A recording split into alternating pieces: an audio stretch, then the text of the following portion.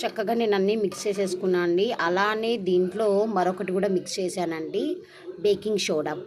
ఈ baking soda పౌడర్ని కూడా ఇందులో మిక్స్ చేసేసుకొని బాగా డైల్యూట్ చేసేసుకొని, ఇప్పుడు చూడండి ప్లాంట్స్కి ఇక్కడ ఫంగస్ లాగా తెల్లగా వచ్చింది చూసారా.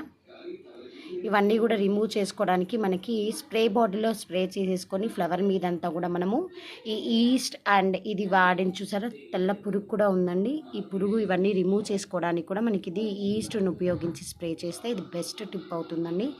సో వీటి చుట్టూ చిన్న చిన్న పురుగుల్లాగా ఉన్నాయి చూడండి, ఎంత పెద్ద మొక్క, చక్కగా మొగ్గ పూసిందండి. కాకపోతే సరౌండింగ్లో ఉన్నవన్నీ కూడా మనము ఈ ఈస్ట్ ఏజెంట్ అండ్ బూస్టింగ్ వాటర్ని మిక్స్ చేసి స్ప్రే చేసుకుంటే ఇవన్నీ కూడా మీకు రిమూవ్ అయిపోయి చక్కటి మొక్కలైతే హార్వెస్టింగ్ చేసుకోవచ్చు. ఇవన్నిటిని ఇప్పుడు చెట్ల మొదలలో పోసేసుకుందాం.